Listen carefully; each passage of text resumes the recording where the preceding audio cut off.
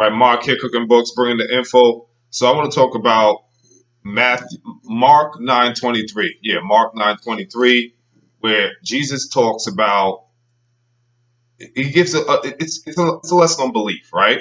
So I did a video on belief before, your unbelief, right? And I want to talk about that again because it's just so insightful. There's so much sagacity, right? There's so much sagacity in there. There's so much intuition, right? It's very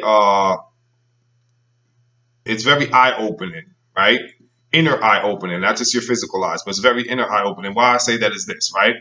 It Mark Mark 9:23, Jesus says, anecdotally speaking, Jesus says, if you can believe, all things are possible to the person who believes. Paraphrasing again, you know,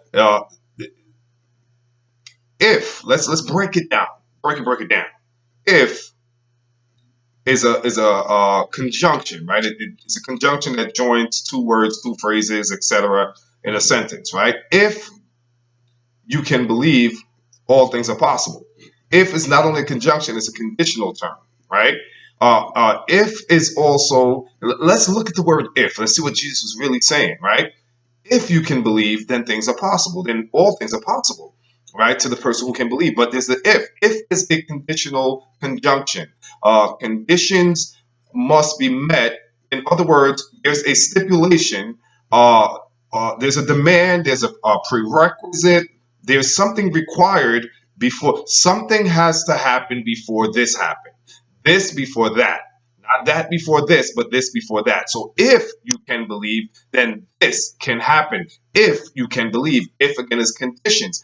Conditions meaning again stipulations, demands, requirements. There are things that has to occur before you know this can happen. But if also connotates doubt. So what was Jesus saying? Was Jesus doubtful? No. What Jesus was saying by using the term if, a conditional term, there's an implication that there's some uncertainty about your belief. If you can believe, then all things are possible. So what I'm saying, what's being implied is implied is direct definition and implied definitions, which are associations, right? What's associated with the if also is doubt. There's a shadow of doubt about your belief. There is a level of uncertainty about your belief. That's what Jesus is saying to him. If you can believe, meaning there might be some doubt in your belief, there might be some uncertainty in your belief.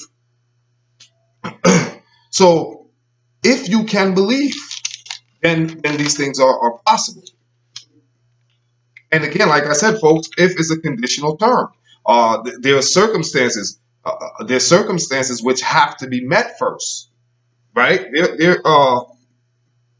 There's circumstances that have to be met. I took some notes here actually because I've been doing a lot of research on this. So there's some preconditions. If also connotates preconditions. Preconditions are something that must come before or is necessary to a subsequent result. You see, I got my book here. I got the highlight. I highlight some stuff on my book because I took some notes. So if again connotates preconditions, preconditions means something has to be met or something is necessary before we can move forward. Again, this for that. This must happen first before we can do that. Preconditions. If is also implying preconditions. Also, if also implies provided that we have this, then we can do that, right? Assuming we have this, presuming we have that, then we can move forward with this. You see how much is coming out of this word? If this word if is copious, it's abundant, it's copious, it has a lot, it's a plethora of associations. If we were doing a map, mind map, it would have the word if, and it would have the tentacles, the branches, and would have all these other associations that's associated with if. So Jesus was really saying a lot. What Jesus was really telling, again, we can look at it anecdotally. If you don't believe in the Bible, we can look at it metaphorically as a allegory, which is representing a basic tenet or a creed of principle of truth, right? If you don't ascribe to Scripture, and if you're an atheistic or agnostic or whatever, you can look at it anecdotally as a metaphor or an allegory, which is giving you a basic principle or a shade of truth. So if you can believe implies that you might doubt. There might be some doubt in your belief. And we're going to prove that this is what Jesus was saying later. Watch this. Stay with me here, because this is some heavy theology, heavy broma, heavy meat. This is not the milk for the babies. This is meat for the mastermind, right? So if you can believe, if connotates so much, provided that you can believe. There's preconditions before we can move forward with this. If you can believe, then these things can happen. Here is where the doubt, the uncertainty, the supposing, right, suppositions are going to reveal themselves. Listen to the response of the recipient. The recipient in this anecdote is the man whose son just got healed of the demons. Listen to what his response is. In his response, his response is powerful. He goes, and I'm going extemporaneous, I don't have the Bible here in front of me. He says, Lord, I believe, help my unbelief. Two things I noticed that stood out to me. Two things that came out like this. Two things that just jumped out at me. Lord, I believe, help my unbelief. Lord, I believe, help my unbelief. Lord, I believe, that tells me that's the conscious man speaking. Help my unbelief. My unbelief that tells me that's the subconscious man speaking. Here's why. On is a prefix, right? Comes before a word, on. On is a prefix that modifies a noun or a verb. Unavoidable. Unwell. It means not. Unwell means not well. See where the meaning of unavoidable means not able to avoid. Unbelief is the opposite, direct opposite of belief. Connotates a negative force. I actually wrote it down here. Let me see, what do I got here? Where is it? I got it written down here somewhere. Oh, here we go. Meaning not given negative or opposite force, right? So on it has a meaning or a connotation of not, and given a negative or a opposite force, the opposite of belief, unbelief. So anything you see the prefix on before, it connotates something negative and in opposition to.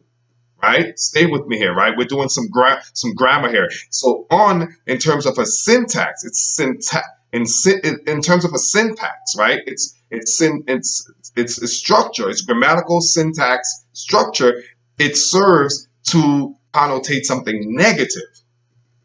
On employment, you see what I'm saying? Everything that comes after it, kind of have a negative connotation. Under, right? You're not over, you're under, right? You don't want to be under something. I mean, the context, it depends, but you get my gist. So on usually connotates something, a negative force, and it's in opposition, right? There's a direct opposition. So when the man says, help my unbelief, right? What he's really saying is that my conscious mind, he said, I believe, but help my unbelief. So what he's really saying is my conscious mind believe. With my conscious thinking, I believe. But with my unconscious thinking, my subconscious thinking, that's where my doubt lies. Help that. That's where I need help in. So consciously, I totally believe, but subconsciously, I doubt. Subconsciously, I don't believe. This is the opposite.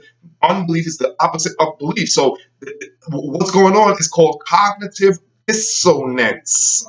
Within this man, he is experiencing a dichotomy of true truths held psychologically simultaneously. Therefore, he is at a twix. He is in a torn space within himself. The messaging that he's constantly sending out cannot be one of certitude, cannot be one of any certainty, cannot be one of any factual guarantees, confidence, and assurance. There must be some ambiguity in his ultimate bottom line belief. You can't have certitude, which is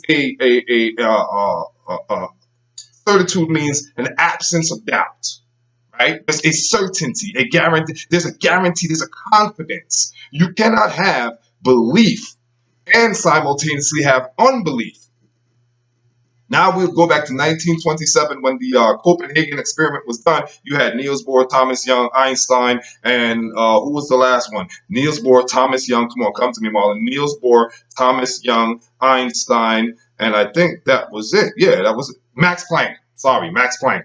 Right? Max Planck, Niels Bohr, Einstein, Young. Young, Einstein, Max Planck, Niels Bohr. These four great masterminds found out and studied how we can have what's called the laws of duality. The laws of duality, which simply states that both entities exist simultaneously, right? Both energies are superimposed. They are existent at the same time. It's called the laws of duality. This was found out at the Copenhagen experiment. I don't want to get too scientific with you, but it just pretty much shows you that within all of us exist both entities. Whatever you have one of, you have the other. The only distinction is degrees, to which degree your belief is and your unbelief.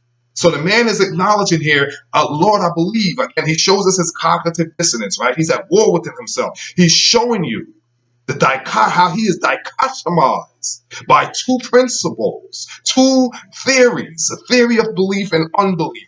He's showing you how he is dichotomized, right? He is wrestling within himself. I believe, help my unbelief. How many of us, right, are just like that? So, with our conscious minds, we believe. But here's what you got to understand. Your conscious mind is only responsible for 5% of all of your actions, all of your life. Everything in your circle, in your world, everything that you have around you physically is the result of 5% of your consciousness. That means the other 95% is what runs the show.